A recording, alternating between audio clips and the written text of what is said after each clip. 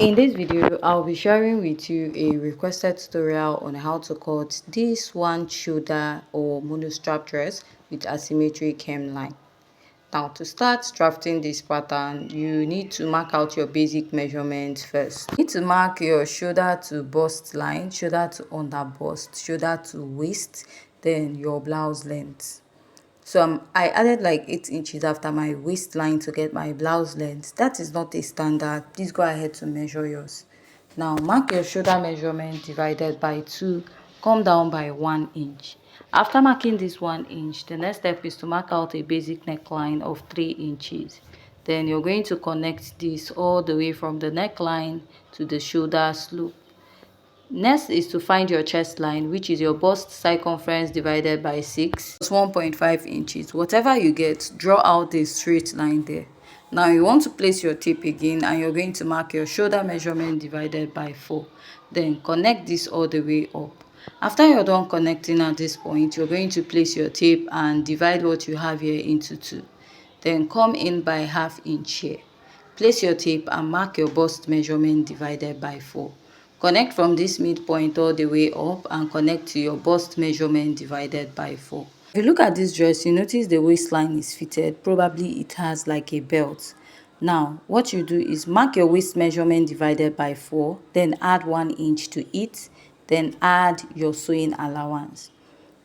At the under bust, mark your under bust measurement divided by 4, add 1 inch to it, then add extra 1 inch for sewing. For your waistline, divide your waistline by 4, add extra 1 inch to it and mark, then add 1 inch for your stitching allowance. Then the next step is to go ahead to mark your hip measurement divided by 4, add extra 1 inch and mark, then add your sewing allowance. So let's just say if your bust measurement divided by 4 is 8 inches, you add extra 1 inch, which will make it 9 inches.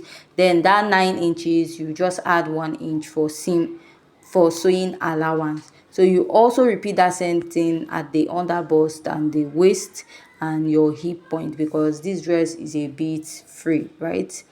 And you know there's a belt at the back. So now I'll just go ahead to cut out the shoulder and the rest of this pattern. So after cutting this out, I'll go ahead to alter the measurement. So before doing that, I'll just go ahead and I will open my pattern up. So we're trying to achieve the neckline that we have there. You notice also I notched my neckline. So I notched the neckline of my dress.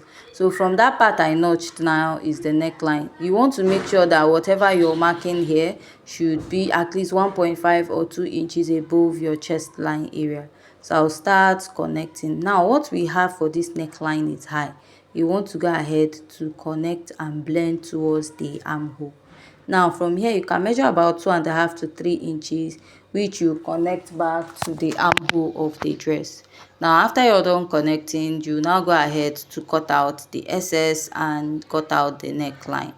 So for this neckline, if you don't want it to gape much, you can just split out a dart on it. I'll be showing you that much later, right? So this is what we cut out. If you don't want it to gape, you just split out a dart on it, and I will be showing you that much later. Now let's cut out, you're going to cut out another fabric which is long, and you'll be attaching it to the neckline. What I'll do is I'll just place this there and I'll use my pin to hold it. But when you're making yours, you're going to extend the neckline, the shoulder area, sorry, all the way to the back, and this is what you'll be wrapping around your neckline. So whatever you cut out should be at least up to 30 inches long. So from the side, I'll come up by 3.5 and I'll connect. So from this part, I'll also draw out this sharp point and try to create like a roundish effect here, just like we have at the other side. Now this other side is higher than what we have here. I'll connect this up. So I went up by this side by at least 4 inches on this side, right? So I'll try to like curve out this point to have like a slight roundish effect. Then I'll just go ahead to cut it out. So after cutting this out, I'll go ahead to blend out the neckline a bit, just to show you, just in case you don't want to have any gaping towards that side. So what you do is, if you don't want this to gape at the neckline, you just go ahead to pleat it out this way. Like you're pleating out a 1/2 inch dart intake on both sides, which will give you one. Then you just chop out the little excess that will pop out from it. Now, to cut the back pattern, you just need to use that same pattern that you have, and you just go ahead to cut out the chest line area. When you cut out the chest line area, you just have to like note the midpoint. Now you note, after noting the midpoint, we are going to slash that part, sorry. Then you want to connect from here to the other side to smoothen the hemline of the back too. So after doing that, what you're going to do is to go ahead and you cut this open. If you cut it open, you now open it up. Now slash it, you open it up. This is so that the upper part will have like an excess.